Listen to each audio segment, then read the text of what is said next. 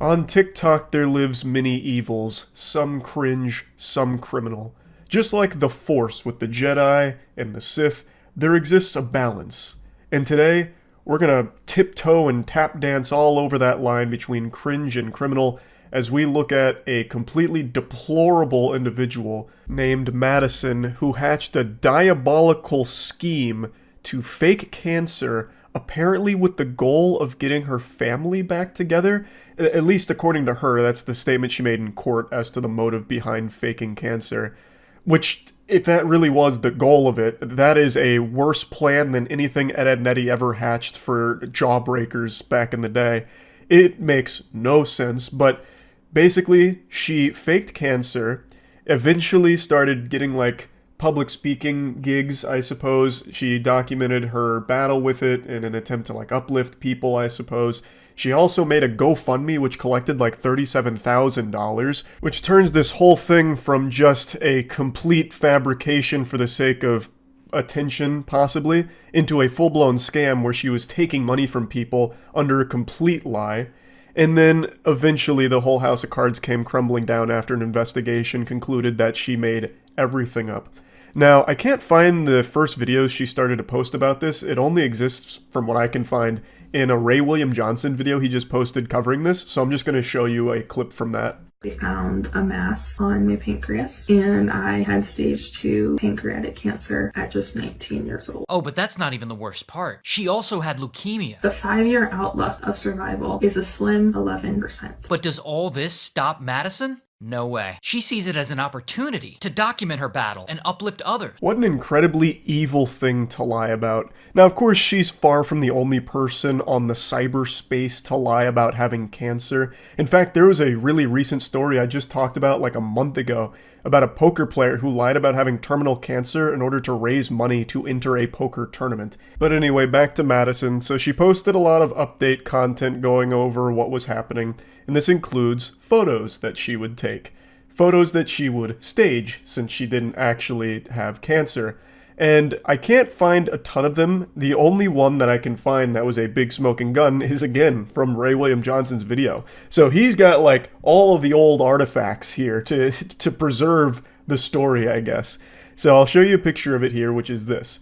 And a lot of medical professionals saw this and noticed that there was some very fishy shit going on here. It was starting to raise some red flags, sound the alarm bells that, this may not be a case of her having cancer, but instead an undiagnosed case of terminal clout disease.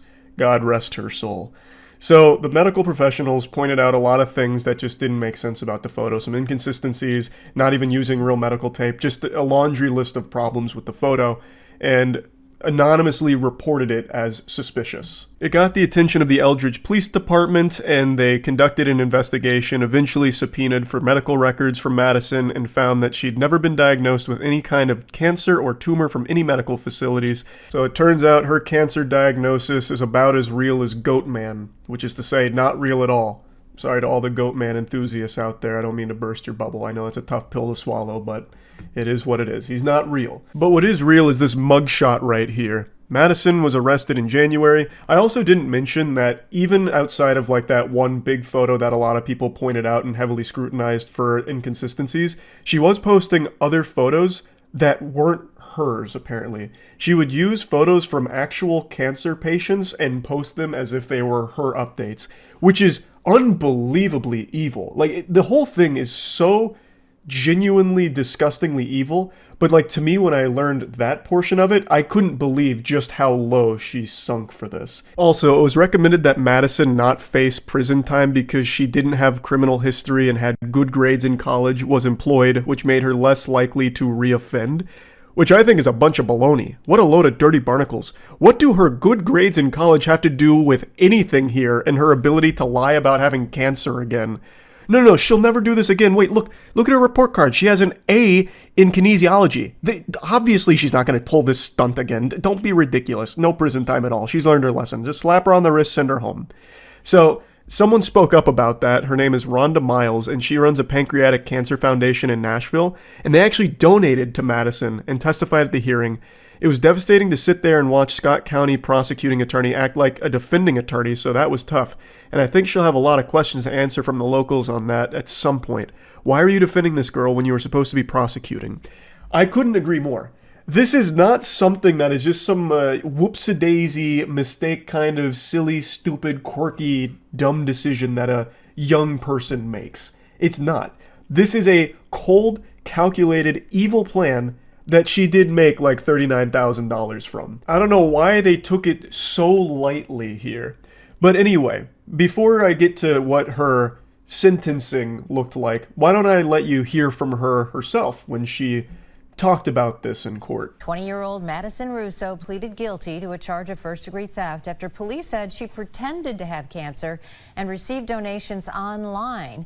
I didn't do this for money or greed. I didn't do this for attention. I did this in an attempt to try and get my family back together.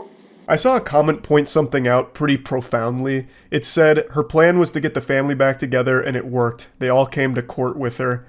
And I was like, yeah, you know, that's pretty accurate. She never said how the family was going to come back together, so, you know. But I don't necessarily believe that. I feel like if the plan was to get the family back together, why the fuck are you making a GoFundMe and making money off of it, right? Plus, let's just assume that your nefarious plan you cooked up worked and your family all did come together to support you. It's absolutely going to crumble when you don't go to doctors to get your treatment, right? So if the family came together, they would immediately know that you are a lying sack of shit because you would not be going to any of these treatment facilities and they'd want to support you, right? So they would immediately know that something is wrong since you're not actually getting any treatment from any medical professionals. It doesn't make sense. So I don't think that was the real motive. That was just trying to weasel her way out of a very, very serious situation here because she scammed people out of $39,000. Now, she was ordered to repay that money that was donated to her, which is good. So all of the people who donated money, I believe, got money back for it. So it's at least a nice conclusion for them. They didn't just lose out on that forever. The judge sentenced Russo to a suspended sentence of 10 years. That means she won't go to jail unless she gets in trouble in the future, but it will go on her record. And basically she received probation where as long as she doesn't do anything stinky again in the next 3 years, she won't go to jail. But if she does reoffend and do something bad, then she will. Overall, I think she got off pretty easy from this. Oh, I forgot to mention she has 100 hours of community service work, which, you know, that's not exactly the harshest punishment here to fit the crime, if you ask me. To deceive people with a lie like this here and rake in $39,000 with people that believe they're supporting a cancer patient who's going through an incredibly intense battle is so sickeningly disgusting. And I cannot believe how light the sentencing on not only her case, but cases similar to this have been in the past. Like I said, she's not the only one to do this. She's actually far from the only one to do this. But for some reason, they never actually face big repercussions for it. And I guess I just don't really understand why, because it is still a big, very lucrative scam that they're engaging in. It's highly illegal. So why is it always so light with the punishment? I don't know. Sometimes they don't even face punishment. There's been a couple of times in the past online where people have faked cancer, got a bunch of donations, and then just left, vanished. And they, you know, come back a couple of years later, pretend it never happened, and they're just fine. They don't get in any trouble or anything. I don't know. It's just so weird to me. But yeah, I wanted to go over this pretty evil case here of a TikToker being a big ol' sack of shit. That's about it. So yeah. I saw something really gross today that I just need to vent about. There is a pastor in Indiana named John Lowe II, which sounds like a generic NPC name in The Sims, and he went on stage in front of the congregation to admit to committing adultery 20 years ago, and received a standing ovation for his honesty. The crowd was cheering as if it was E3 and their favorite video game just had a sequel announced. A massive, uproarious round of applause. All because this guy publicly admitted to cheating on his wife. And then it wasn't until the person that he had the affair with came on stage that they realized, maybe this isn't something to be happy about, because the victim was a 16-year-old girl that he molested and sexually abused at the church. In case you don't know, I'm Pastor John Lowe. And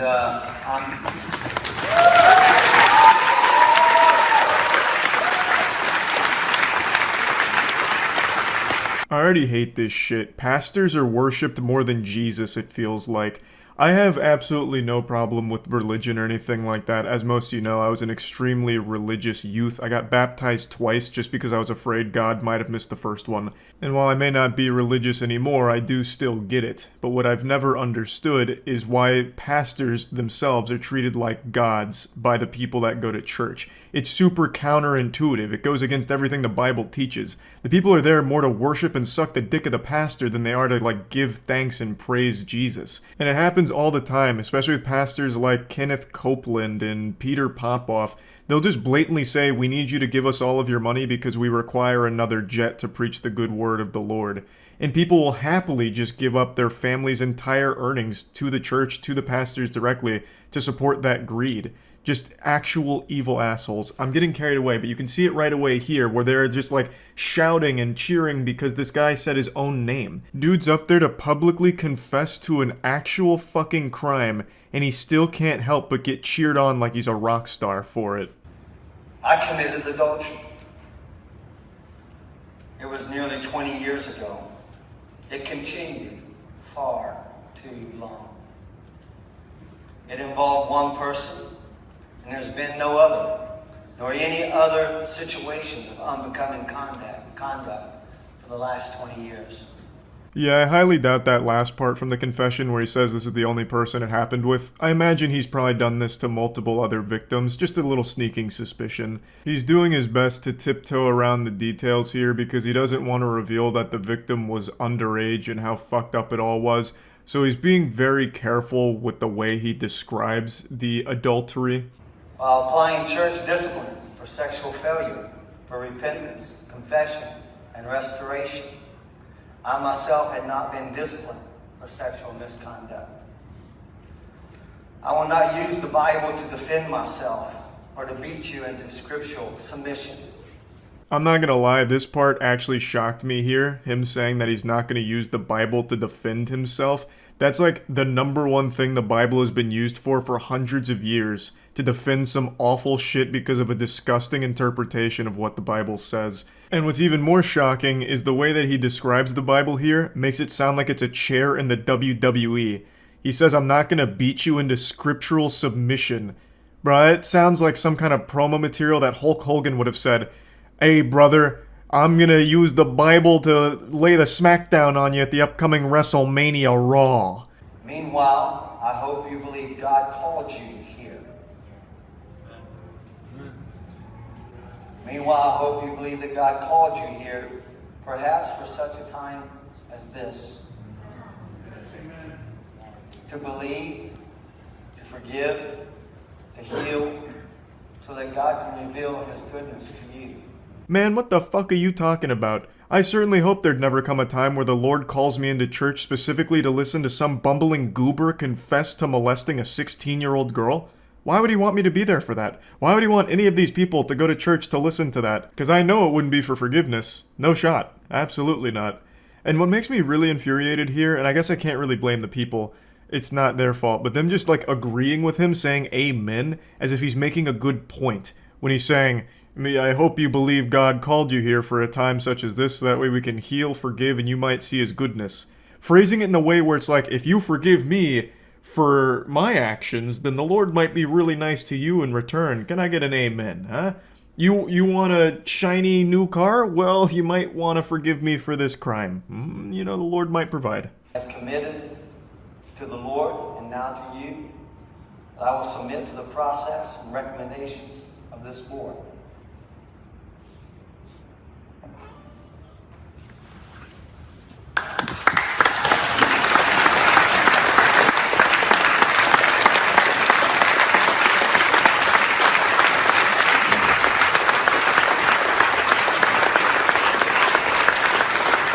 Yeah, a standing ovation for that. Amazing. There was a couple people, you could hear kind of cheering lightly throughout the thing, which is weird too. Fucking pumping their fists oh my god, the pastor's fucking and it's not his wife. Whee! Yeah! Absolute wild and wackiness. They're treating it as if it's like a little fucking Super Bowl kind of event. But let me warn you, what you're about to hear next is pretty heavy and hard to listen to. The victim herself comes forward to actually paint the picture of what happened that the pastor was leaving out. And she says this to the people that were just giving a massive round of applause and standing ovation to the guy.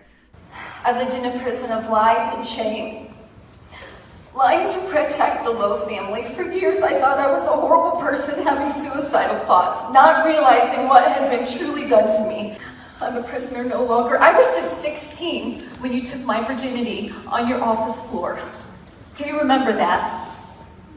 I know you do, and I have plenty of other stories that I could bring to your remembrance. She describes in detail the actual nature of the adultery that he was so desperately trying to dodge. He was trying to, do his best to avoid every possible raindrop of detail surrounding this, but now she's the storm that's come through and has revealed all of it to the people that were just cheering for this evil man.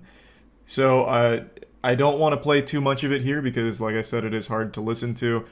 She says it started when she was 16, and there were witnesses and people that knew what was happening, but when she tried to talk about it, all that was done was that it was covered up. If you did it, you need to admit it. That's right. 100%. I told you I committed adultery. I told you that it went on far too long. Did you do it? That's all we need to know. Yes, we did. You didn't tell them she was 14 years old.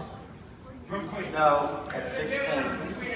Now the crowd's turned on him with the pitchforks out and looking for a biblical beatdown of their own for this guy. And this comes because the woman, the victim, came forward with a lot of information about what happened, as well as her partner coming forward with additional information that they revealed in front of the entire congregation publicly. And now the crowd that was just cheering for him is no longer super thrilled about it. Adultery, I guess, was totally fine. They were okay with adultery and long-term adultery. But now that they've learned that it was against an underage minor, well, that's changed the whole narrative. I think both are bad. Obviously, it's worse that it's with a kid, but I don't think there was still any world where they should have been cheering for the guy who just admitted to cheating on his wife for so long. It's still fucked up. I am glad, though, that they at least somewhat came to their senses like, Jesus, this is bad, this shit is not good. That's just the way it is.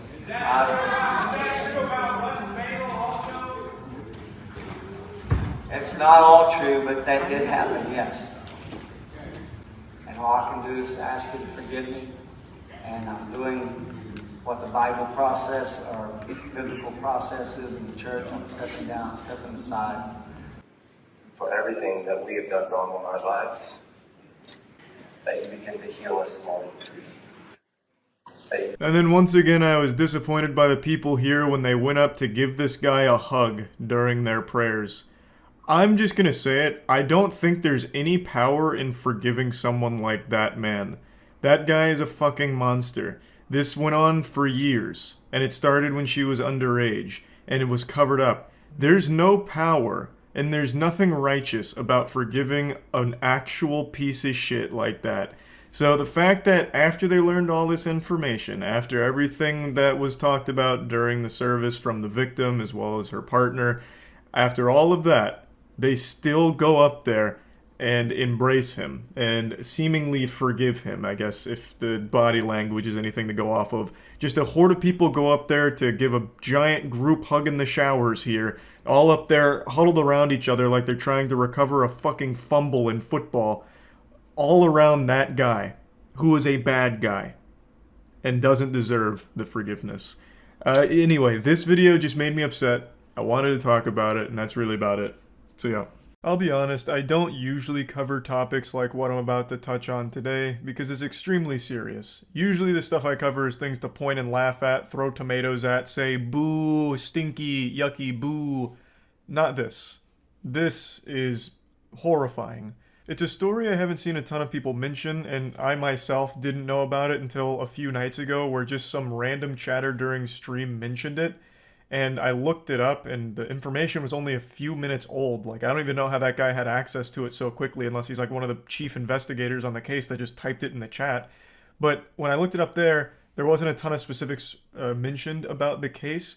But but I've followed it over the last few days as more and more information has come to the public eye. It is truly evil. And to my knowledge, this is the first case where a live stream was used as an alibi in a murder case or anything of that magnitude. There of course has been cases like with Facebook live streams and even YouTube a couple times where horrible atrocities were committed live, but I think this is the only time that someone has tried to use a live stream to prove their innocence and act as a smokescreen to cover up their crimes. Now, the person I'm about to talk about hasn't been found guilty yet, but they have been charged with murder with overwhelming evidence. Extremely compelling and strong evidence. On December 18th in Ireland, a woman named Natalie McNally was stabbed to death in her own home.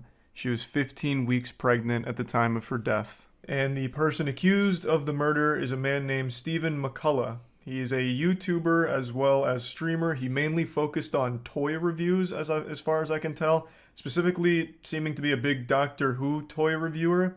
So what happened is, on the night of Natalie McNally's murder, Stephen McCullough went live on his channel. And this live stream is still up right now. It's a 6-hour live stream. And this was crucial evidence to prove his innocence on this evening. Because how could McCullough have possibly killed someone when there's proof of him streaming from his home at the same time that the murder had taken place? So they eventually, after bringing him in initially on suspicion of being involved in this case, let him go, because this live stream did serve as a pretty good alibi for him. Plus, this wasn't just streamed to 0 viewers, there were real sentient human beings with a pulse there to watch this stream, so should any of this information ever come to light, there would be a lot of witnesses saying, no, I was watching him stream, he was 100% at home. So that was his whole plan. And while this worked for a brief period of time getting him out of suspicion, it was an ephemeral victory because after the investigators combed through about 4,000 hours worth of CCTV footage, they kind of pinned his whole location. They got his whole itinerary here. They were able to track him around and follow him around like it was a fucking Sims character. So not only did they see him through the CCTV evidence, but they also have the account of the taxi driver. They even took notice of things like a yellow glove underneath a black glove while giving change to a bus driver. And with all of this, they had a really strong case against him being the murderer. But they still had that live stream to explain. Because again, there is a live stream that did span the entire course where all of this took place. So how the fuck does this happen? You know, is he David Copperfield? Like, what, 2 places at once? Is this some kind of prestige situation where he had like a twin or a clone of himself?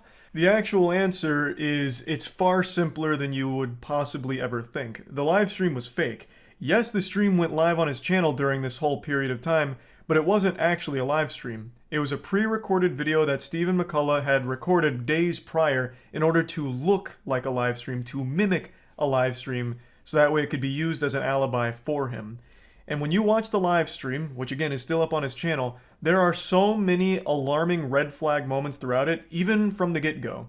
So he mentions at the very beginning of this live stream that he's not going to be able to read chat for a variety of technical reasons. One of them being it would crash his computer, it'd freeze the computer, it'd ruin the whole stream because of all of these deep tech problems that he couldn't solve. Everything's gone cattywampus, so he won't be able to read your chat. More like Doctor Who's talking because I can't see you, I'm not reading chat. He just keeps reiterating over and over and over again that there's going to be no chat interaction. Because obviously, since this is a pre-recorded thing, there is no chat for him to read or interact with. Well, because this streaming software is kind of up the left, it means I can't check the live chat, which is a real shame. Can't look at the live chat for some bloody reason, because if I do, it makes the whole thing freeze and OBS just screws up. And he just kept like explaining why he can't read chat, and then he started talking about like, well, I guess I could read it on my phone, but you know, I get addicted to TikTok when I'm on my phone, and that's a mess, so I've put my phone in timeout in another room, so I won't be reading chats there either, and that'd probably ruin my internet too anyway, so no chat tonight. You guys can talk amongst yourself. I don't even like live streamers who read chat, so no chat for me tonight. There's plenty of streamers who don't interact with chat, but to go this long and this in-depth on things that make absolutely no fucking sense whatsoever to explain why you're not going to be reading chat or reacting to donations is definitely a little odd. And there's plenty of other really alarming moments about this stream, especially looking back on it in hindsight. He keeps reiterating that he's live, you know, this is live, and he's staying inside all night. He talks about like drinking and driving, and he'd never drink and drive, which is why he's staying inside, drinking on stream live for his viewers to enjoy. He's playing GTA Vice City throughout the stream, and he's making comments about like how the police force is no longer like equipped to handle cases, and there's a rise in crime. It's in the real world he's talking about. It's all very fucking alarming stuff, but by far the scariest thing he says has to be this. Yeah, that's physics. That's what would happen in the real world. Abso-fucking-notly. Abso-fucking-notly.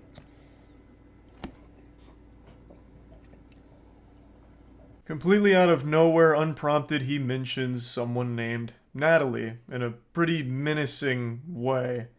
And once again, there's plenty of other things he says in here that are very scary, but I think this one is by far the worst moment. This has been 100% confirmed beyond a shadow of a doubt to be a fake live stream. When authorities seized some possessions, they found the actual video itself and concluded that it was filmed on December 13th or 14th. And also, McCullough himself has confirmed that the live stream was not actually live, it was pre-recorded, but insists that he was actually just drinking by himself alone that night. He completely denies the murder and insists that someone else may have been dropped off in a taxi near his home. This is referring to the CCTV evidence that they've gathered, pinpointing all of his locations throughout the evening. There's also other awful shit here as well. McCullough stayed pretty close to Natalie McNally's parents, and in one case even left his phone over at their house in order to like bug them and secretly spy on them to record their conversations to see if he was a suspect. So McCullough went to the McNally house, left his phone on record, and left, but returned 40 minutes later claiming to have forgotten it, and police were saying that this was an attempt to listen into their conversations to see if they suspected him of anything in this. I can't envision a world where Stephen McCullough is not the person who committed this crime. There is just an overwhelming amount of evidence against him. And he still doesn't have a real explanation for what the possible motive to faking the live stream would even be. Nothing that makes sense, at least. And then randomly dropping Natalie's name during it. I just cannot imagine that this man is innocent, but he hasn't been found fully guilty of being the murderer yet. But yeah, overall, a horrifying situation. I'm wishing the absolute best for the McNally family, and I'm hoping justice is served here. That's about it. So yeah. Today we're going to be talking about a pure evil YouTuber that was just arrested for some truly heinous stuff. This is not a goofy topic at all. This is going to take that smile off of your face faster than if you had watched a James Corden clip. This is the story about Ruby Frank of the very popular parental advice / parenting blogger / family YouTube channel 8 Passengers. Which is already a really creepy name, by the way. 8 Passengers does sound like some kind of cult. 8 Passengers sounds like the title to a horror movie. And unfortunately, that's not far off, because the woman behind this YouTube channel, Ruby Frank, is basically a monster out of a horror film. Ruby Frank and her business partner, Jody Hildebrandt, were arrested this week, and they're being charged with 6 counts of child abuse. Now, Ruby wasn't alone with the 8 Passengers YouTube channel. Her husband, Kevin, was also prominently featured in there as well. But for some reason, he's not mentioned in any of this right now, aside from a couple of mentions that he's just trying to keep the family together and help the children through this difficult time with Ruby being arrested. But I can't imagine a world where Kevin was somehow oblivious to all of the abuse the children suffered in that household. There's no way Kevin didn't know what was happening. Unless he's an absolute fucking lobotomite zombie, there's no way he didn't know what the children are being subjected to. I just can't imagine a single multiverse possibility that Kevin is squeaky clean in this situation, just totally innocent, had no idea what was happening to the kids in that house. Especially considering in 2020, Kevin was front and center fighting on the front lines to defend himself and his wife against abuse allegations, defending their parental style. I'll go into a bit more detail on that situation a bit towards the end of the video, but basically, some viewers were really concerned for the safety of the children based on what was being presented in some of the 8 Passengers videos, as well as what was being discussed, such as taking away one of the kids' food privileges, as well as one of the kids' bedroom privileges. And eventually they tried to get CPS involved, and CPS did get loosely involved. But the whole time, Kevin was defending the actions that they had been taking with their parenting. So, like, I don't believe that he didn't know about all of the abuse that was being suffered in that household by the children. But since right now it's only Ruby and Jody who have been arrested, I'll focus on them. They go over some of the stories and videos that she would proudly post on her channel, where she just openly admits, proudly, almost bragging, about torturing her children. She built a reputation as being a strict parent with a strict parental style, but strict is not the right word for it. This isn't like some kind of teacher that's like, hey class, settle down, no fishy business, we got work to do here. And this isn't even strict like, you know, your fucking basic training drill sergeant or anything. The way she treats her children is like the way prisoners are treated at Guantanamo Bay. She fucking posted a video where she was laughing about not feeding her daughter any food because she was punishing her. And she even said that she hopes nobody gives her daughter any food because if she did, then the lesson wouldn't be learned. She was starving her daughter as a means of punishment. And it only gets worse. I learned about this on stream, so I'm going to go ahead and show you some of the clips and go over some of the stories that were shared. I think it's important to mention that this was not some small obscure channel. The content they were posting wasn't just being banished to the Shadow Realm immediately with no eyes ever being on it, no one ever seeing it.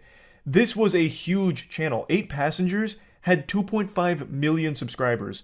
I know it's become somewhat of a trend in journalism to try and like clickbait headlines with things like famous TikToker arrested for DUI and jiggling butt cheeks to Doja Cat Say So on the side of the road.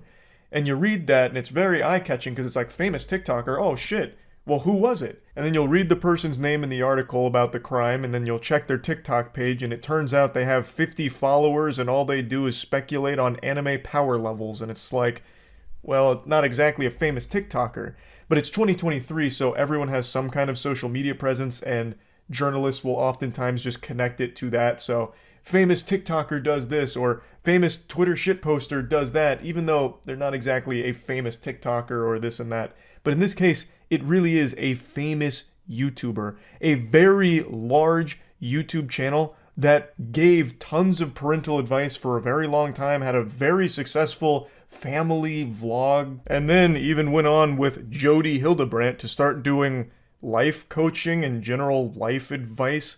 All the while, she'd been abusing her children the entire fucking time. I don't know, there's something about that picture that's super eerie. It reminds me of something out of like Midsummer. A Utah mother known for chronicling her strict parenting style was arrested after one of her children ran to a neighbor's house seeking help. Her channel name was 8 Passengers. They had 2.2 million subscribers. Ms. Frank hosted the now-defunct YouTube channel 8 Passengers, where she posted videos about her parenting approach with her 6 children, including refusing them food as a form of punishment. Wait, and she did this on YouTube? My kids are literally starving. I hesitate to say this because it's going to sound like I'm like a mean barbarian, but I told the kids, I said, I'm not even going to let you eat breakfast until you get your chores done. The red flags were all there. She was hiding in plain sight. That's actual torture. You can't do that. Miss Frank and Miss Hildebrandt were each charged on Friday with 6 counts of aggravated child abuse, according to the Washington County Attorney's Office. Each count carries a maximum sentence of 15 years in prison and a fine up to $10,000. According to the affidavit, Miss Frank's 12-year-old son, identified as RF, climbed out of a window of Miss Hildebrandt's home and went to a neighbor's house on Wednesday morning asking for food and water. The child had duct tape on his ankles and wrists as well as open wounds. He appeared to be emaciated and malnourished. This is some pure evil shit. The neighbor called the police, who then found Miss Frank's 10-year-old daughter Eve at Miss Hildebrandt's. She also appeared to be malnourished, the affidavit said. Both children were taken to the hospital. The boy was placed on a medical hold due to his deep lacerations from being tied up with rope and from his malnourishment, according to the affidavit. Oh my god. At one point, Miss Frank had 2.5 million subscribers to her channel, following the lives of her 6 children. In 2020, Chad Frank, then 15, told YouTube viewers in one family video that he had been sleeping on a beanbag for months and that he had lost his bedroom after playing a prank on his little brother. How did she get away with it for so long? If this was literally in their YouTube video. She, on camera in her TikTok or whatever, said that she denies her children food as a form of punishment, and then apparently one of the kids also revealed that he had lost bedroom privileges for months after playing a prank. How? How did this persist? This should have went straight to prison. Do not pass go. In one video recorded by Miss Frank and reposted to TikTok, she said her daughter Eve's teacher had called her to say Eve had come to school without lunch. Miss Frank said the teacher was uncomfortable with her being hungry, but that Eve was responsible for making her own lunch, and that the natural outcome is she is just going to be hungry. Hopefully nobody gives her food and nobody steps in and gives her a lunch, because then she's not going to learn from it. And this is all on video. She said this on video. How was CPS not alerted sooner? Oh, and apparently there was even a bunch of petitions from the community to try and get them taken down because it was actual evidence of child abuse. But it looks like none of that was taken seriously. We've been trying to tell the police and CPS for years about this, and so glad they finally decided to step up. Kids are safe, but there's a long road ahead. Oh, this was one of the children. Sherry Frank, now a junior at BYU, posted about her mother's arrest on Instagram saying justice is being served. So one of the kids was trying to alert CPS and the police and they didn't do anything? How would you not trust one of the victims of it? Especially when there's so much documented evidence on their own fucking YouTube channel. Now, I mentioned on stream how surprising it was that this hadn't happened sooner when she openly posted content about some of the abuse she was inflicting upon her children. And it turns out a lot of the community that was aware of this channel was actively trying to get CPS involved, especially when it came to that beanbag incident where one of the children made it clear that they had been sleeping on a beanbag for an extended period of time because they had lost their bedroom due to that prank that they had played on one of the siblings.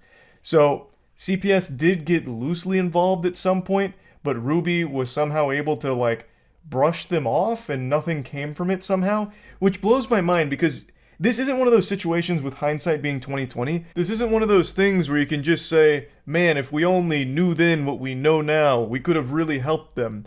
Because this is so clear cut. This should have been a no-brainer that something was wrong. For an authority figure to look at any of these videos, it should have been a massive, alarming situation. Fucking sirens should have been blaring.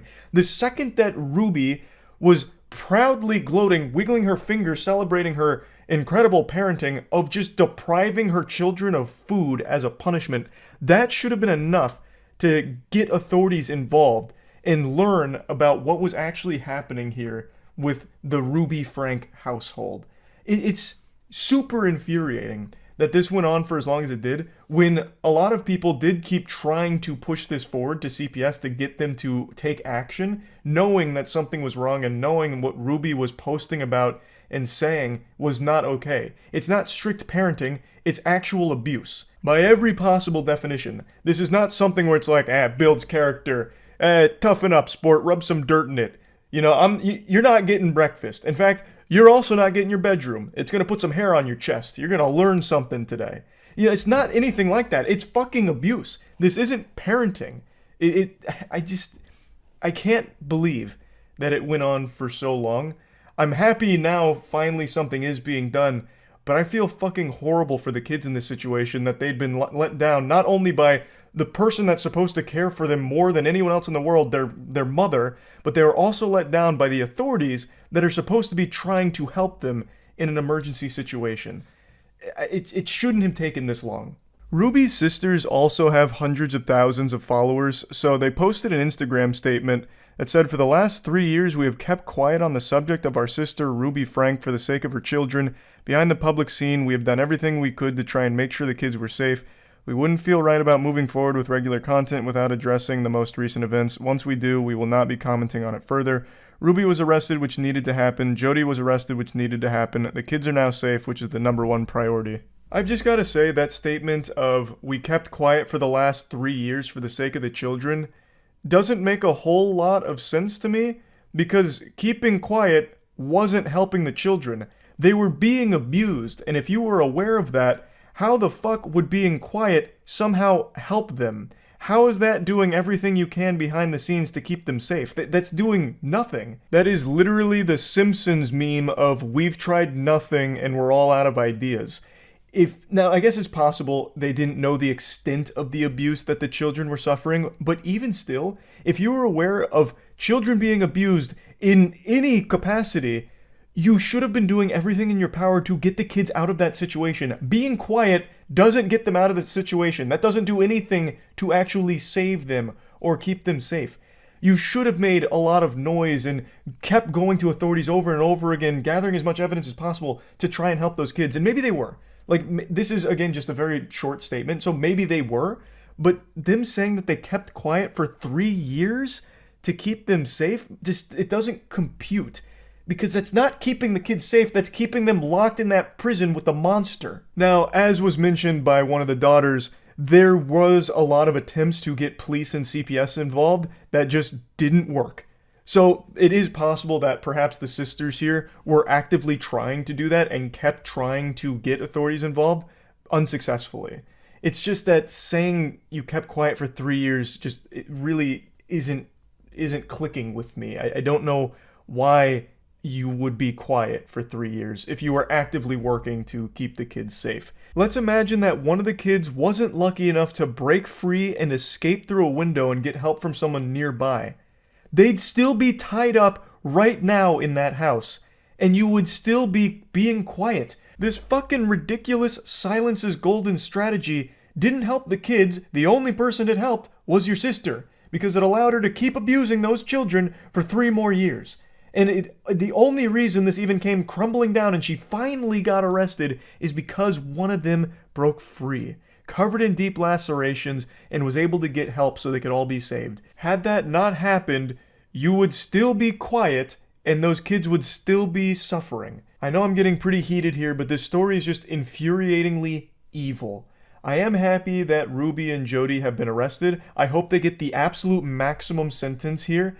But I do still think there's other people that knew what was happening in that household that should also face very severe punishment for allowing that to happen and continue happening for as long as it did. So yeah, I just wanted to talk about this. That's about it. See ya. Oh, is this just a tour of Heart Attack Grill? I've already seen this. Customers suffer heart attacks after eating at the establishment and even celebrating a death on the premises. It's aptly named the Heart Attack Grill. Remarkably, the owner says it's all done in the name of promoting good health. One among us has to tell the truth, and that's what we're doing here. The heart yeah, you're a real hero, giving people actual heart attacks. Along with belt sizes. That'll teach them. Yeah, let's go! Their flatliner fries, cooked in lard, are unlimited. Thirsty? Try the all butterfat shake. That sounds so good. What the fuck? And new to this menu, a burger with 8 patties, almost 20,000 calories. That's the equivalent of nearly 40 Big Macs. Oh, and if you don't finish your meal, you get spanked. What? Wait, she actually like really went in on that. She's not exactly a real RN, but her spankings are real hard. Yeah, like she's not holding back. The restaurant, Dr. John has become something of a superstar in the fast food world. In Dr. his trademark John, over-the-top kinda way, suave. he depicts himself as Jesus Christ at the Last Supper, dining with the industry's other giants. Alright, Dr. John's is kind of fucking wacky. Come along. The restaurant was under fire after its nearly 600-pound spokesman, Blair Rivers, died of obesity-related issues. It's not confirmed. 29. There's an argument he may have died of you used this guy during consuming his life, very flavorful food, and it was too much. Very morbidly too using good. his death. So this man's death has not given you pause at all. Zero pause. You guys, we are actually rolling now. What actually the rolling. fuck? This guy's like Nintendo. If your player dies, do you feel bad? Nope. And his Sounds good, in-house actually. fatality rate Now, the one that I Yes. couldn't save was a very dear friend of mine. And I want to tell you something. This They'll is his say it's ashes right here. grotesque. They'll say, how can you keep the man's cremation here? Oh my God, And wait, I'll it tell you is. something. What the fuck? I am setting the bag on the table. And I challenge any Holy other shit. restaurant to set the bag Let's on turn the it into a table. burger. I'm talking about a bag of truth. This was a good man with hopes and dreams who couldn't And now control look his at him. eating habits. This stupid piece of Inside shit. this bag are the remains He's sand. of yet another He's become spokesman. sand. He ate at the restaurant every day. Oh, People that are explains actually it. dying. People will continue to die. Can they just stop, pause, and reflect upon the food for thought that I'm selling? It's not happening. He's like It's actually not Lex t-shirts. Luthor. It's not When there are lights and sirens outside and they're bringing some person out on a gurney, you're basically in the background. He's celebrating. Yeah, he's having fun. Absolutely. Was that heart attack good for business? Did that heart attack pad my wallet with money? Absolutely. This is the most honest guy Did ever. I enjoy that? Absolutely. I'm a businessman. Oh, what did they give this guy? Did they hit him with like a fucking truth serum? Is Wonder Woman there with her lasso around his leg? Why is he so honest? Hey, did you like when that guy died? Oh, fuck yeah. Are you kidding me? I made money off that. Dude died at my restaurant. I was like, hey, holy shit. I'm not only making money, I'm killing idiots, I guess. Hey, fuck yeah. In fact, here's this dude's ashes. Stole them from his loved ones. And they're now in my restaurant. What are they gonna do, fight me? Now, if they do die here, I'm not going to lie to you. That's great for business. I'll say it again. Death is great for business at the Heart Attack Grill. Wow. Somehow, in the He's like an 3 years anime since we villain. first met, Dr. John In order to save the world, I must kill it first. And from its ashes will rise a phoenix of grease and bacon. And on top of that phoenix, I will be riding it, Dr. John. I think his point's a little dog shit, though, if I'm being honest. Like, other places obviously sell shitty food, but he is going way out of his way to make the food as detrimental to your health as humanly possible. It's not like they're just being dishonest and saying it's good for you food. Like, you know, they're not like hiding that it's bad for you. But he is doing the most he can to kill you with it. So it's a little dishonest to compare the two. It's not like it's a matter of honesty or not. You were actively trying to make it worse for them. in a city near you. Fine, son, keep eating. I'm Ryan. Wasn't his point that he's not selling shitty things to kids? Is this not a kid eating this? Didn't he make that exact point? Like, I'm not selling this awful death to kids, only these consenting adults. And then in the same interview, there's a kid. Oh, without parental guidance. Oh, did he say that part? I didn't say that. I didn't see that. Or remember hearing that, rather. Why does it matter if they're... What? I don't really understand, though. Why would that matter if they're supervised or not? It's the same food. That guy's nutty. That guy was actually fucking wild. Is there any more from Dr. John? Did he die of a heart attack at his own restaurant? I wonder what's in his will. Like, if he does die at that restaurant, what does he want? Like, make patties out of his corpse? Parade it around? Taxidermy it and hang it? I bet he's got a crazy plan for it. In 2013, John Ailman, known as the Heart Attack Grill's daily customer and unofficial mascot, died after suffering a heart attack and collapsing as he stood at the bus stop in front of the restaurant. He was the inspiration for the Patient John character seen around the restaurant. In 2017, Man, Business that's Insider rough. talked to John What? Basso about this disturbing patient. So oh my god. Not only did he die at the restaurant because of all the fucking horrible food, and not only does Dr. John have his cremated ashes like it's seasoning for his patties, he also used him as a cartoon character to continue to promote it to other people? Oh, wow. That's fucking awful. Because if you stop and realize it, I put out a broader, far-reaching message about health and fitness than any other physician You in absolutely America, haven't, though. period. His reasoning No one is thinks of that Heart Attack obesity Grill is and still thinks a problem of, in I America, should eat healthy. despite all the work done by Nobody. the fitness and changing Really? experience All of for you his do? customers. I can't tell if you're memeing or not. So his message of, I make this food that kills people, so it should teach people about not eating unhealthy, is somehow being conveyed to you? Because that's not what I get. If this guy, like, it's a little different when he's going out of his way to make the food as deadly as possible, right? And is happy when people die from it. I don't think the message really gets across. It's more like he found a way to capitalize off the most gluttonous people in society and make a lot of money off it while also being able to take a bit of a high road. even though he literally has killed people from it. I wouldn't necessarily say the message gets delivered very well.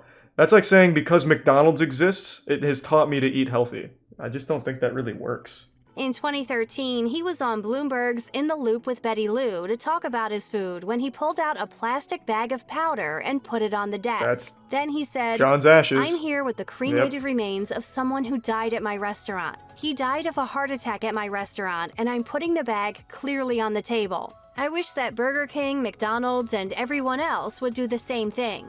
When a shocked Lou pointed out how grim things had suddenly gotten, pretty bold. Basso agreed. As he put it, absolutely, because the entire fast food industry is pretty grim. The former employee said that there were more repeat customers than one might expect, like locals who would frequently take advantage of the free meal offered to anyone weighing over 350 pounds. She also revealed some distressing memories, like the time offering when a male free customer food for the passed morbidly out and an obese ambulance had to be isn't called. delivering a As she message of you recalled, should eat "The healthier. manager made me It's take doing the out my cell opposite. phone It's to rewarding record you a for video it." of the whole poor diet certainly does seem that it can contribute to risk over time, but no one has yet shown that it has an immediate effect that can precipitate the heart attack. I don't know Thus, about there's that. little I feel to no like evidence that a one-time trip to the heart the attack people grill there is going to are cause a at heart risk. attack. Everyday And I Health think it can echoed that exacerbate. sentiment in a 2011 poor diet certainly does seem that it can contribute to risk over time, but no one has yet shown that it has an immediate effect that can precipitate the heart attack. I don't know Thus, about there's that. little I to feel no like evidence that a one-time trip to the heart the attack people grill there is going to are cause at a heart risk. attack. Everyday And I Health think it can echoed that exacerbate. sentiment in a That was so much more interesting than I thought it would be. I've known about Heart Attack Grill for quite a while. I actually remember back in must have been college. I was reading about Heart Attack Grill. Didn't know it was so deep though. Wow. Fucking wild. Dr. John's a maniac. Is he still alive? In their defense, they haven't had a death in 8 years. I don't know how many more heart attacks they've had in that time, but they have not had a death at Heart Attack Grill in about 8 years. Yeah, apparently Tyler 1 and Faker went to it. I must have missed that. I know they did content together. Was that what they did? They went to the Heart Attack Grill?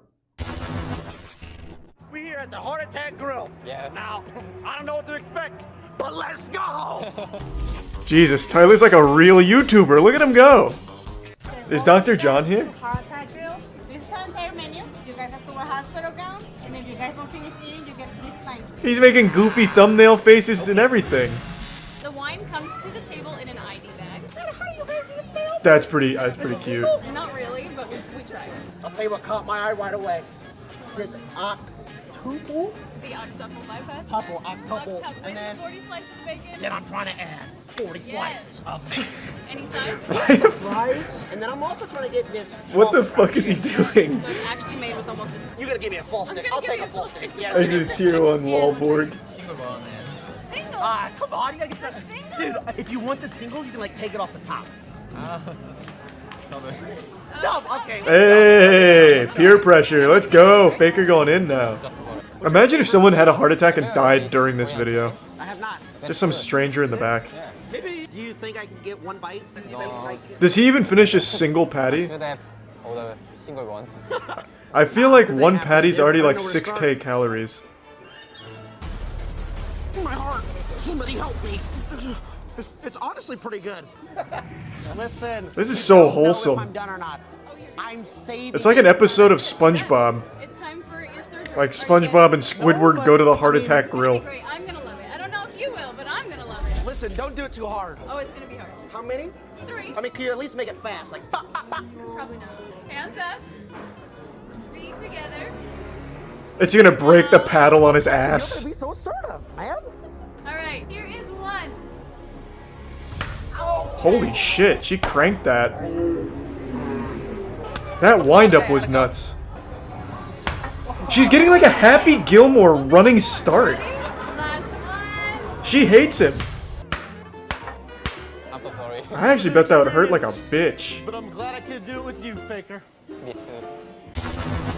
That was so fucking wholesome. I just watched an extremely interesting case presented by the Law and Crime Trial Network that I just had to share with all of you because it really feels like the plot line to a late 90s soap opera. It's got an evil wife, and let me tell you, she's a real battle axe, and she's hatched a nefarious plan to poison her husband for life insurance money. Allegedly. I hate that I have to use the word here because the overwhelming amount of video evidence and everything makes it very clear that that's what was going on, but apparently you gotta say that word when talking about something like this.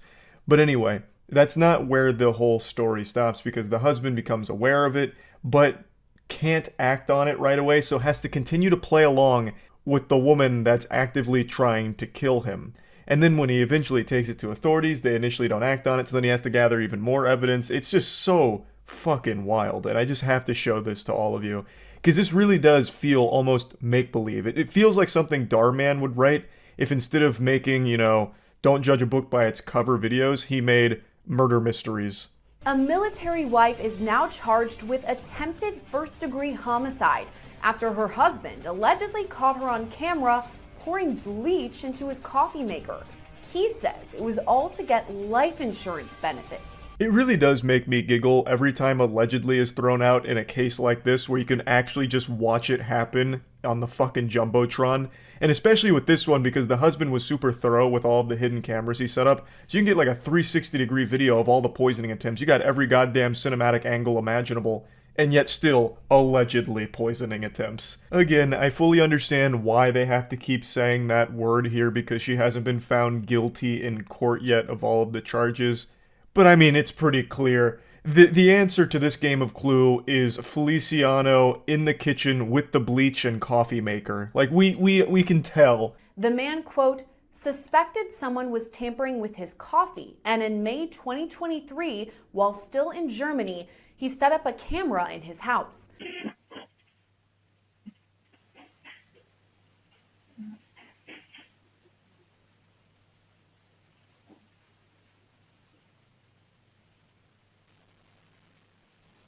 The husband alleged his wife used bleach as a form of poison, storing the chemical under the sink. This is one of many videos that capture her pouring bleach into his coffee pot. So he became alert to something a bit off about his coffee and suspected tampering with it. And I imagine he was able to taste something was wrong immediately. Bleach is like one of the most agitating chemicals you can ever fucking ingest. Like, coffee is not going to disguise it. It's not like the perfect Trojan horse to deliver bleach into your system. You'd probably take a single sip and immediately go, pooey, yucko, wow, like, ouch. That doesn't taste like coffee, it tastes like fucking poison. You would have better luck shitting into his coffee pot and hoping he doesn't notice. There's at least a chance coffee can mask poop, but not bleach. Like, even if you have no taste buds, you would probably feel something is wrong with your coffee with bleach being mixed into it. So, immediately, I imagine, he was tipped off that something was very awry here. So he set up the camera. I don't know if he immediately suspected it was his wife. Maybe he thought there was some kind of like burglar coming in to fuck with him and pour bleach into his coffee pot or something. I don't know if he immediately started to point fingers at his wife. I imagine he probably did because, I mean, who the fuck else is going to break in there and pour coffee or pour bleach into the coffee? Unless it's like the Tooth Fairy out for revenge or something. So I don't know how surprised he was to see that, but I still imagine that that was traumatizing to know that the person that you are married to, the person that is the most important person in your life, is actively trying to kill you. Court documents state that at the time, during May 2023, the husband, quote, stopped drinking the coffee but continued to pretend to drink it as he did not want to make a report of this while in Germany. He said he knew his wife would continue poisoning him and wanted to submit a report while in the US. This is such an interesting conundrum. So he didn't want to make the report while in Germany and continues to fake drink the coffee, playing a game of pretend here, and then also, I assume, pretending that everything's okay in the marriage between them, even though he knows in the back of his head his fucking wife is trying to kill him. And his wife doesn't know that he knows, so she continues to make attempts to poison him. When I try and picture this situation in my head, I immediately just start thinking about the movie Mr. and Mrs. Smith, but without, like, the guns. So instead of, like, dumping lead at each other, shooting at each other, it's his wife really insisting on trying the coffee. A new recipe, perhaps. So, and he's just like, oh, this is good, very good, but he knows.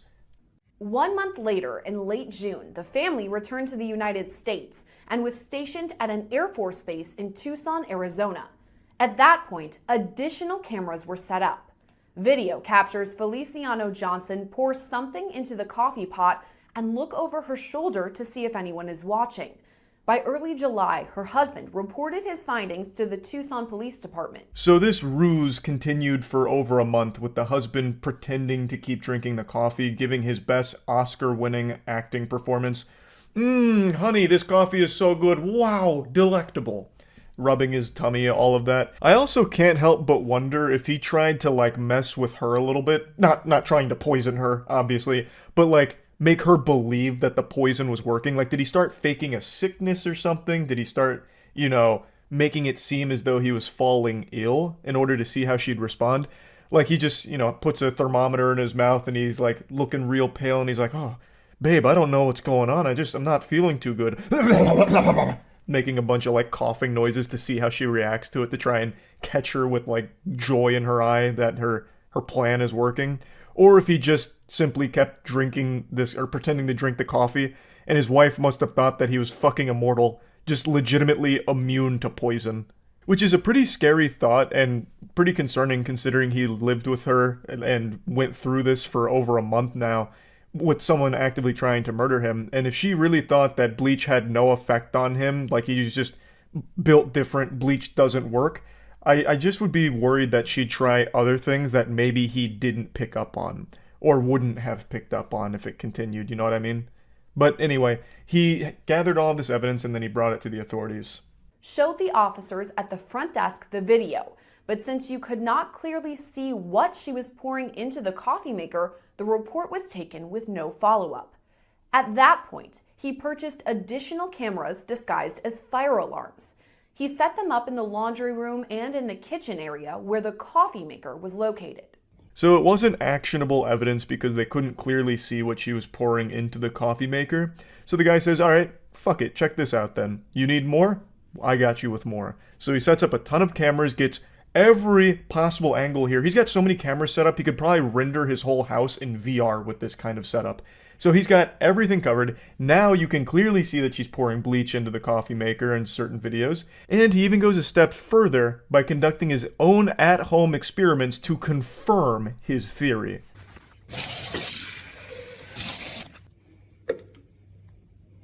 Normal. It smells. I can smell it. I can smell it. Soapy. Tea. You're gonna see purple. Boom. Science, bitch. Now we're Breaking Bad here. So he's got even more proof, not only with the video evidence of his wife pouring bleach into his coffee pot, but now he is confirming the presence of the bleach in the coffee pot even after having it drained all day and all of that. Now he has an overwhelming amount of proof against his wife. Feliciano Johnson was caught on camera multiple times, appearing to pour bleach in the laundry room, walking it into the next room, and then pouring it into the coffee maker. After collecting multiple videos that showed her allegedly pouring the bleach into the machine, Feliciano Johnson was arrested on July 18th. I'm assuming she did all of this while the husband wasn't home because she is pouring the bleach in the laundry room and walking it to the kitchen, so literally walking through the house with bleach in her hand. If the husband ever saw that, she would immediately know that he would know that something is really fucking foul going on here. Why are you transporting bleach around the house? Like, what could possibly be the excuse, you know? Oh, babe, you're home. It's great to see you. What do you mean, why is the bleach in my hand? Oh, actually, I just wanted you to just take a peek at it real quick. Just tell me, does the bleach smell weird? Splash! You know, like, there's really not a whole lot of wiggle room for an excuse on why you're transporting bleach from the laundry room to the coffee maker. So, again, I assume he just wasn't present for it. But then it makes it really interesting watching the footage here because she keeps looking over her shoulder. So it's an interesting look into the human psyche and kind of just basic human instinct, where when you're doing something fucked up, when you're doing something diabolical, for some reason, you just can't help but double check your surroundings to make sure no one's peeking in on you, even when you're completely alone. Anyway, just something I felt like pointing out. Overall, I'm happy to see the husband didn't get poisoned, and I'm happy to see she got arrested and is now facing these charges here. So hopefully justice will be served. I can't imagine a world where all of this evidence is presented and they're like, Inconclusive. It's fine. You're overreacting. You're out of order, Buster. Your wife was just making you some real nice coffee with the extra flavor juice to it. So, I imagine she will likely face serious time for this. I mean, it's attempted first-degree homicide, apparently. So, or allegedly, excuse me. So yeah, I just wanted to share this story because I just found it to be super fascinating. But yeah, that's about it. So yeah. I couldn't decide if this was a good idea for a video to make just because of how dark and disturbing it is, but earlier today I saw a thread on Twitter going around listing the most evil artists and musicians of all time, and absent from the list was by far the most evil singer to ever hit the mainstream, Ian Watkins. And I was just shocked that not a lot of people seem to know about this. This was a story I followed as it unfolded back in 2012 because Ian Watkins was the frontman to my favorite band when I was a kid, Lost Prophets. In fact, if there's any archaeologists watching this and want to unearth some unholy relics, if you're able to find any re-uploads of my old Gears of War montages from 2007 and 2008, you'll hear Lost Prophets music that they're set to and edited in sync with. I used their music all the time in videos growing up because I was such a massive fan, so you can imagine how fucking disgusted I was when I learned the truth behind their singer. Ian Watkins' crimes are some of the most depraved I've ever read about, and in fact, the senior investigator said it was the most disturbing child abuse evidence he had seen in nearly 30 years on the force, and it's not an exaggeration. Ian Watkins was a serial child sexual abuser and even convinced some of his fans that were mothers to give up their kids to him to abuse, and would even convince the mothers to abuse their own children on video calls that he'd masturbate to. His sex crimes spanned years and even included the sexual abuse of a 10-month-old baby and attempted rape of a baby. Not only were his crimes some of the worst you could possibly imagine, but he was blatantly open about them as well. He'd even brag about fucking kids to some of his ex-girlfriends at the time. I feel like if the police officers had just asked him, hey, are you having sex with minors? He would have hit them with a, hell yeah, brother, and then went up for a high five. The whole story of Ian Watkins and his arrest is also the story of terrible police work from the department. There were years of reports and people desperately trying to get him behind bars, and they just wouldn't look at the evidence. They refused to look at all of the overwhelming evidence that was constantly being provided to them. The reason he ended up getting arrested was on unrelated drug charges, and they just happened to find this absolute fucking mountain, like a goddamn Mordor. They wandered in there and happened to find all of this child abuse evidence, but they were there for drug reasons and continued to turn the other cheek and ignore all of the reports coming from victims or people that had already compiled evidence and submitted it to them. Now, like I said, he wasn't very secretive with what he was doing. He wasn't exactly like some kind of cunning, sly, criminal mastermind. He was very open with the fact that he was a pedophile. Just look at this excerpt here. Look at one of the passwords he'd use for his computer. Ian Watkins is a sick psychopath who's currently serving 35 years in jail, which isn't nearly enough for his crimes. And he's not remorseful about it either. Like, just read this quote here, where he said he did it for the mega lols, talking about abusing and raping kids. So anyway, after reading that Twitter thread about evil artists and musicians, I really think it's worth talking about this guy and his history, since it seems it flew under the radar for a lot of people. So I'm just going to give a brief summary of everything Ian Watkins and Lost Prophets related. As I mentioned at the beginning, they were my favorite band when I was a kid. Before I even got into rock and metal, like with the other mainstream bands, I was listening to Lost Prophets. You know, this is way back in the day, but there was something called penguinz0, which allowed you to make your own websites easily. And when I was in 4th grade, I made my own penguinz0 website called coldflames.penguinz0.com. Don't even bother searching for it. It's dead and buried 6 feet under, went straight to hell. Not even on archive.org. But on my penguinz0 website, the very first thing that would happen when you went there is the music video for Lost Prophets' Rooftop song would play. That's right, I was like an early adopter of the K-pop stan culture where they just spam music videos everywhere to farm views for them. That's what I did for Lost Prophets on my website.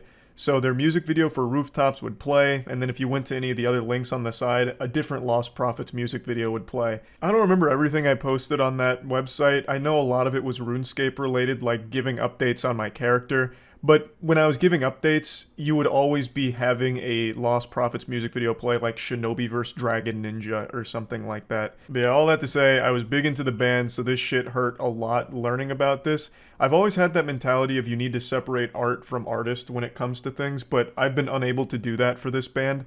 They were my favorite band when I was a young kid. I can't listen to them anymore after learning everything about Ian Watkins. It's impossible for me. I can't separate the art from the artist, especially considering Ian Watkins in one of their music videos even subtly hints at his crimes. In the music video for A Town Called Hypocrisy, Ian says at the end, "Hi kids, welcome to Town Time. We have an amazing show for you. You're going to learn all kinds of important lessons."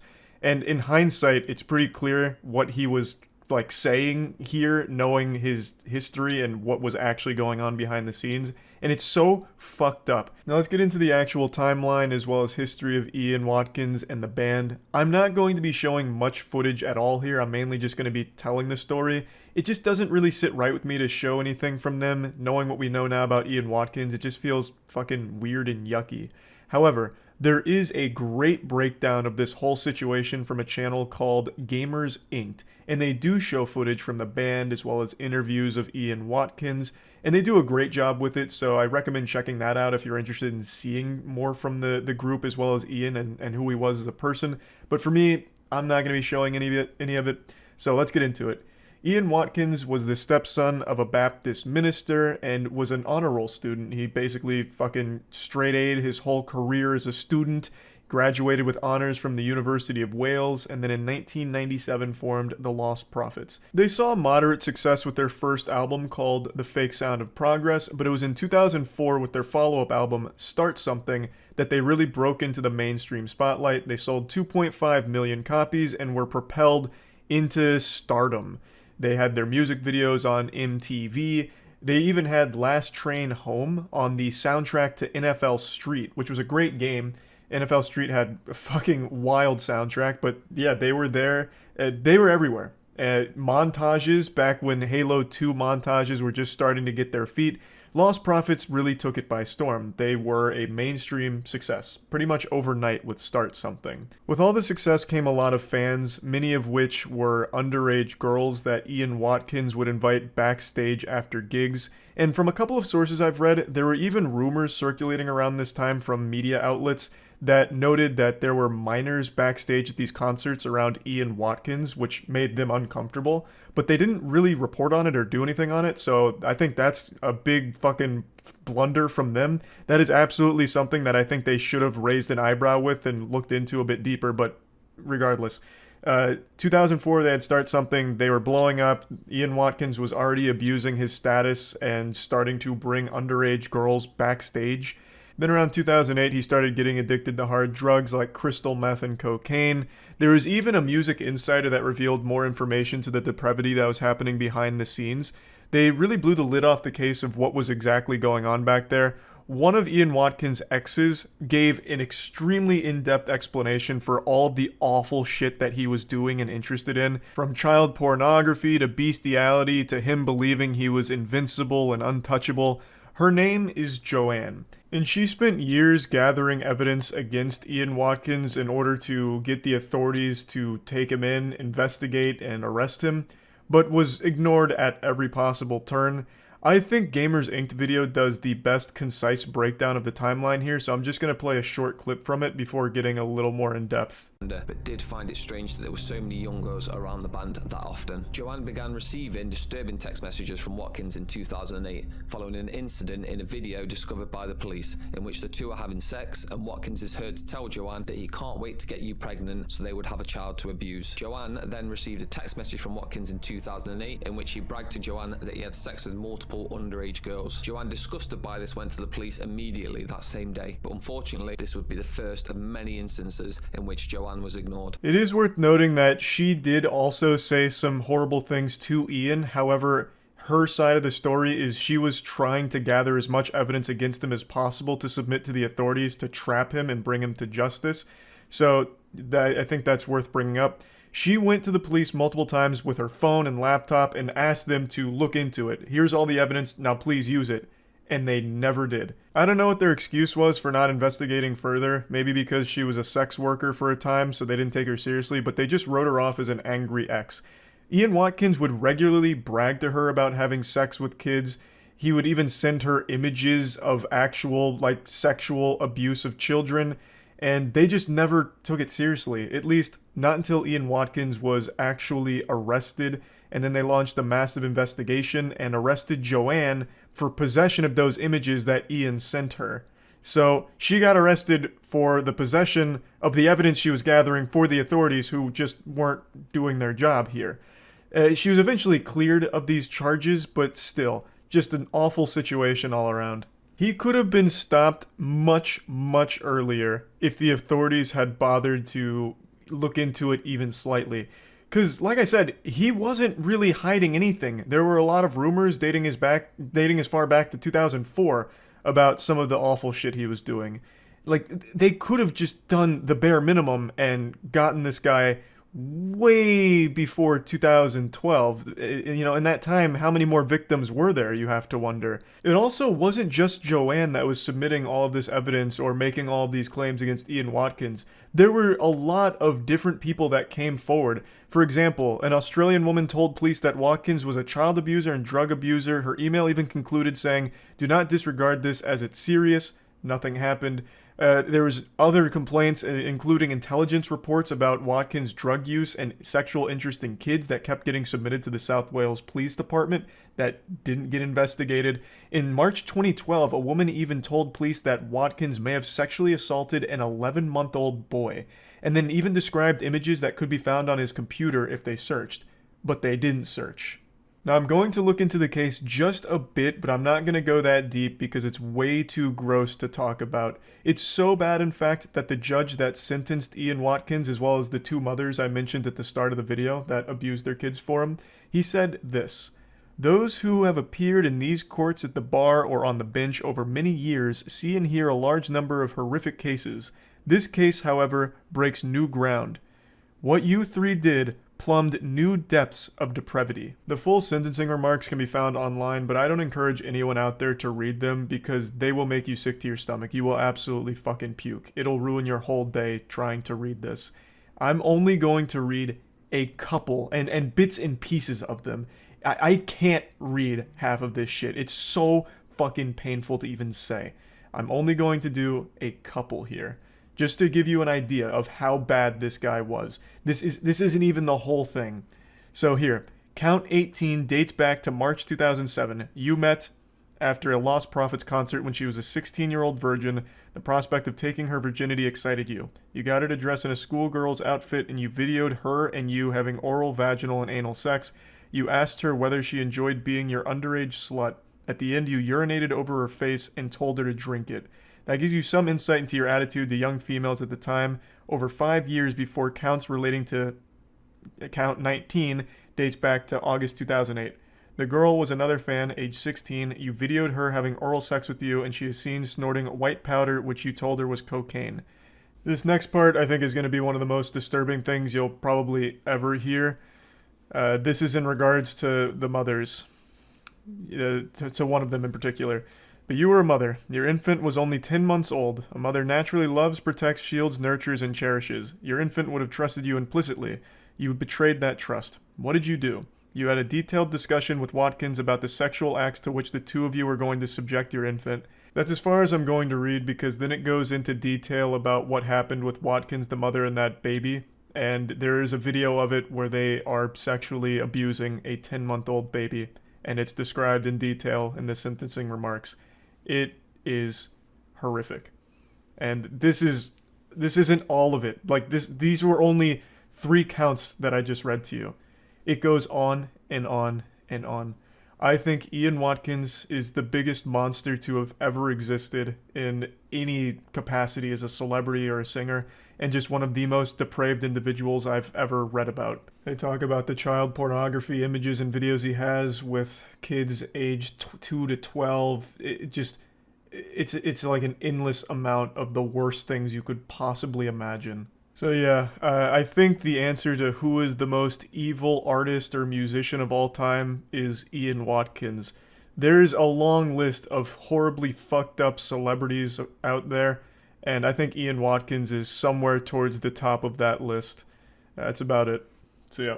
I went over to my family's house for dinner a couple nights ago, and my father was raving and couldn't stop talking about a case I'd never heard of that apparently has just wrapped up. The Alex Murdaugh murder case. And in fact, it extends beyond that. The entire Murdaugh family murders. This is a very high-profile case that I just hadn't heard of until my father started lecturing me on it like I had just taken a criminology course. He apparently followed every single piece of evidence that dropped. He watched every trial, everything. My dad studied the tits off of this case like he was going there to prosecute Alex Murdaugh himself. And it piqued my interest. It made me want to learn more about it. So I went to the best goddamn channel on YouTube for things like this, Legal Eagle. Legal Eagle recently made a full, beautiful breakdown going over every single piece of evidence and every single key point in the entire Murdaugh history. So I'm going to put a link to that in the description, but I just kind of wanted to share it with all of you because this is one of the more deep and disturbing cases I've learned about in quite a while. So I just wanted to share kind of the gist of it with all of you, but I highly recommend watching Legal Eagle's video on it if you want to learn the most about it and see how everything unfolded. You see the Murdaugh murders. So my dad just told me about that. I didn't know anything about it. And he was apparently embezzling money for a long time, a pathological liar, an oxy addict, and he snapped and killed his son and wife. My dad was telling me all about it, apparently. Or, not apparently, my dad was telling me all about it. Apparently, it was a wild case, and I didn't hear shit about it. Yeah, apparently the prosecutors had a video that the son had recorded that proved that Alex Murdaugh was lying about his whereabouts on the night of the murders. So I guess the story was they were killed at like the dog kennels on their property. Alex Murdaugh claimed that he wasn't there that night at the kennels, and he had like a couple alibis because they had his whole phone record. Apparently he called a ton of people to try and get a couple alibis. And eventually the prosecutors showed a video that his son had recorded literally minutes before he was murdered. His son he killed also got in a boat accident that killed a girl named Mallory Beach, and also was the only witness to his housekeeper dying, and he embezzled her life insurance. Oh, what the fuck? Close. Los Angeles area double murder expert O.J. Simpson predicted that the Alec Murdaugh jury would acquit the Low Country lawyer of double murder. It turns out that Simpson's powers of prognostication don't really work for murders he wasn't directly involved in. It wouldn't surprise me in the least if this guy beats this case. So before I explain... It's crazy. It is crazy. We have O.J. Simpson on Twitter dropping reaction videos, giving his opinion on how another murderer could potentially beat their case. That blows my mind. Randolph Murdaugh Sr. was elected solicitor in 1920 and served until he was killed by a freight train in 1940. Sounds like a murder. That sounds like an actual old western murder where they tied him to the train tracks. Don't know the situation, it literally just sounds like he was murdered. Now, some people suspected that the freight train incident was a suicide because no one could figure out why Randolph's car stalled on the tracks. But Murdaugh Sr. was succeeded by his son, Randolph Murdaugh Jr., known as Buster, who held the position for 46 years Cool from nickname. 1942. On two separate occasions, 20 years apart, he told jurors that if they didn't impose the death penalty on a criminal defendant, he would use his power as solicitor to release other rapists into the community. Yes, you heard that right. What? It's hard to imagine a worse thing a prosecutor could say in court, but I'm sure prosecutors have. And he got to keep the position? He would make these threats like, okay, if he doesn't get the death penalty, 5 rapists will go into Gotham. He sounds like the Joker. What? Elected official, so he just campaigns and pays off the right people. Yeah, but I'm sure there's still systems in place where if you're threatening to release rapists out of like a grudge, you can get fired. Like you can get like taken out. like, you lose your position, I would think. Because it was the 70s. It's not like rape was cool in the 70s either. I'm sure people weren't like rallying behind him like, yeah, that's fucking Buster right there. That's how Buster plays. Give the death penalty. Or 50 rapists. Buster, release 50 rapists into the neighborhood. The guy really had rapists in the queue to join the server. Oh, you're talking about Buster still, yeah. I'm just going to take a guess that the other Murdochs didn't use the same tactic. Alex Murdaugh, the now convicted murderer, is Randolph III's son. All of this information is to show you that the entire Murdaugh line is fucking evil, basically. Now that you're brought up to speed on where Alex Murdaugh comes from, let's talk about his kids, because his kids are no saints. Legal Eagle goes into more detail surrounding some of these cases, but I'd just like to give you a quick breakdown. If you want more information, obviously watch his video on it. But one of Alex's sons, Buster, who is named after, of course, Buster Murdaugh, who came before him, is actually a person of interest in a 2015 death. A young man named Stephen Smith was found dumped on a Hampton County road. There wasn't a whole lot of indicators to suggest that this was a vehicle crash, and in fact was even ruled a homicide by a couple of people, most notably the county coroner. And interestingly, Buster Murdaugh is mentioned dozens of times in the investigation. Also, Alex Murdaugh and his brother Randy visited the crime scene, passing through the crime scene tape, and there were rumors that Buster Murdaugh and Stephen Smith were in some kind of relationship, and this case actually just got reopened after the entire Alex Murdaugh investigation. So that's all a bit peculiar. That doesn't seem good. Something smells very fishy over there with Buster Murdaugh, and he's not the only one. In fact, Alex Murdaugh's other son, Paul. In 2019, Paul and his friends were partying on a boat. At one point, his friends say Paul and his girlfriend got in an argument where Paul assaulted her, and then eventually the night culminated with the boat crashing, everyone surviving except one person, Mallory Beach. Paul was blamed for the death because he was fucking driving the boat. He received 2 charges, 1 boating under the influence causing great bodily harm, and 1 boating under the influence causing death. So as you can see, the Murdaugh family is known for more than just financial crimes. There's a lot of death linked to the family as well. And there's still more. There's still one that I haven't even talked about, one that happened before Alex Murdaugh killed his son and wife. In 2018, their housekeeper Gloria Satterfield allegedly tripped over one of their dogs and fell down the stairs and died at their hunting lodge.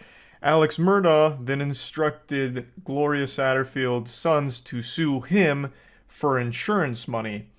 However, he neglected to inform them that he had already collected on 2 settlements and basically robbed them of about $4.3 million from the insurance here. The man is just pure evil, just a shriveled, pruny, fucking ghost-looking motherfucker whose entire bloodline seems cursed and is nothing but bad news. It is disgusting. His lawyer said he planned to sue Alex and Maggie personally because they allegedly kept a beer refrigerator at the hunting lodge and underage kids were free to drink up. Given the scale of Alex's financial crimes, discovery of his assets would have revealed years of Murdaugh's criminality. Later that same night, Alex allegedly found Paul and Maggie dead outside the kennels at the Murdaugh's sprawling hunting estate.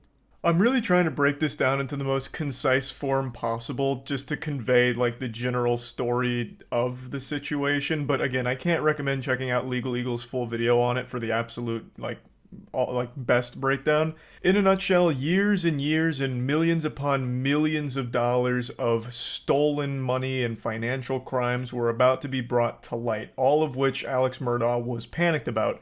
So the main theory behind his motive for killing Paul and his wife Maggie is he needed some way of buying time to weasel his way out of this situation. I shit you not. The murder of his son Paul and wife Maggie, right now the leading theory is he did it for sympathy, to portray himself as a victim, and to basically just buy himself some extra time to get out of the situation because all of these financial crimes that have built up over years were about to be fucking blasted publicly all of it was going to come to light. So that was his plan. Now, Paul was murdered before he ever stood trial for the death of Mallory Beach. But I'm getting a little ahead of the story because there was one other baffling situation that occurred involving a hired hitman that Alex himself hired to shoot and kill him so his other son could get his insurance money. So Alex admitted to stealing from Chris and blamed his behavior on an opioid addiction. And then hours later, that same day after that conversation with Chris, Alex was shot in the head. Yes. Seriously. Does this seem like a far-fetched Netflix series yet?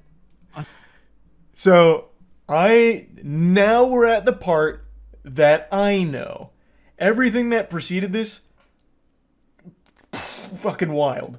No clue. But now we're getting into the part that my dad was talking about, and now I'm kind of in the know on where all this goes. Chat just educated me about this, so I have the spoilers here.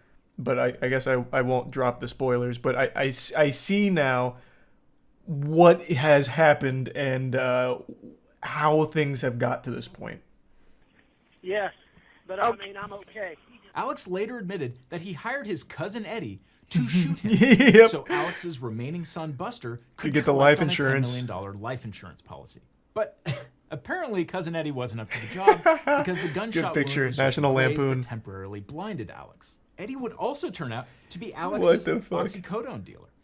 Alex later admitted that he stole from his law partners and clients to fund his addiction to painkillers. According to And then my dad's calling me about the Murdoch shit that I just sent him with this. Hold on. Yeah, well, did you even know about all of the Murdoch shit with his family? Like how his son is most likely responsible for deaths as well? Yes. You And his son, like, was in the boat accident. yeah, the boat. Yeah, the whole deal. I mean, yeah, I know all the background of the whole thing. Yeah. And then how he tried to set up, like, his own... Yeah, I just got to that point. Cousin Eddie to like a hitman to shoot him for the life insurance policy for Buster. Yeah, and then they fucked that whole thing up. Okay, I didn't know if you knew any of that because you didn't mention it. That shit's crazy. Well, see, that's why I haven't been playing any games. I got so into this shit. I'm like, I can't stop. It's like, see, that's why I said this is 10 times better than the goddamn O.J. Simpson. Yeah, no, this is absolutely wild. I had no idea it was like so deep reaching. I know. See, that's what I'm telling you. So you think it's pretty cool, right? Well, cool is like probably a weird word to use for it, but like it's fascinating. Like it feels like it's some kind of crazy movie. Yeah, he's really into the whole Murdoch shit. He got like encyclopedic knowledge on this whole thing apparently. He didn't even mention the family stuff, so I thought that'd be news to him. Yeah, no, this whole family's rotten. Although I haven't heard anything about the mother, so maybe she didn't do anything terrible. I have no idea. For violent schemes. Real quick though, was his plan actually to die? Like, did Alex Murdoch hire cousin Eddie, goofball McGee, red-blooded patriot, fucking wild maniac to come shoot him and kill him? That's wild. So his plan was actually to die. He said, come shoot me in the head. And then he survived. He's like, damn it. Time to change plan. Wow. Hey, a lot of things can be said about Alex Murdoch, but God damn it, he gave it 110%. This man was ready to literally kill himself so that way his son could still have some fucking cheated funds. $10 million life insurance policy. The drug dealer. The trial's biggest bombshell was an unsent Snapchat Yes, video this is the one that my recovered dad from was Paul's talking phone. about. Alex told police he had last seen his son and wife 90 minutes before he found their bodies. Several witnesses testified that they could hear Alex's voice in the background of the video.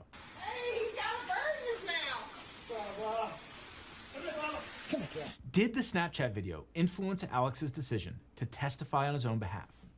Almost certainly yes. The very first Well, thing yeah, and I think that is very clearly his voice in the Snapchat video.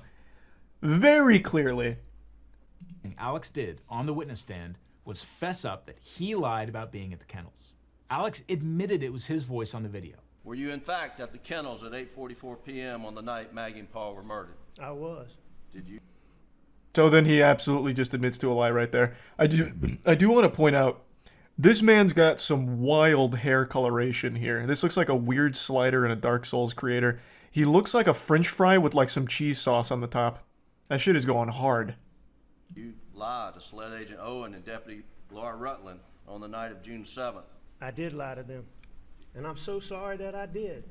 Other than lying to them about going to the kennel, I was very Holy cooperative shit. in every aspect of this investigation. When Alex's brother Randy overheard Alex trying to bribe a nurse to let him use her phone, he thought it was suspicious. And brother Randy called the police, and the story began to unravel. Oh, Jesus Christ. Sled sketch artist and spent. Man, this guy just straight up looks evil. He looks actually soulless. Those are some hollow, empty devil eyes right there. 100%. Sometimes people just look the part. But in an earlier interview with investigators, Alex had actually implicated his groundskeeper.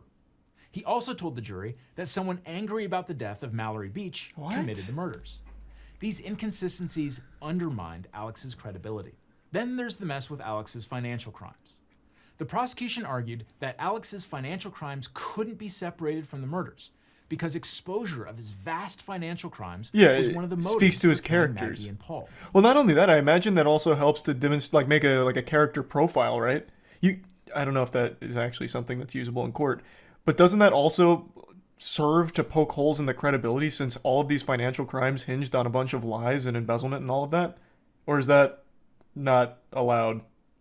Every single one of these, you had to sit down and look someone in the eye and convince them that you were on their side when you were not. Wow, that's hardball. Do you remember even one of them? If you ask me questions, but I can't remember sitting down with Dion.